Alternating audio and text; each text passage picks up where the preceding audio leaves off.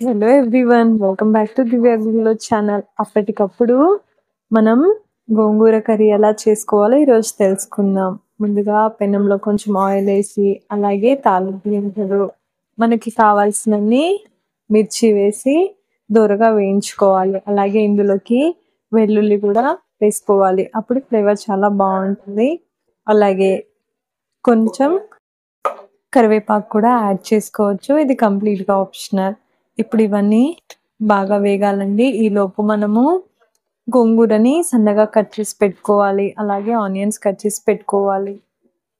ఇందులోకి సన్నగా తరిగిన ఆనియన్స్ వేసేసాను, అలాగే కొంచెం కరివేపాకు కూడా యాడ్ చేశాను.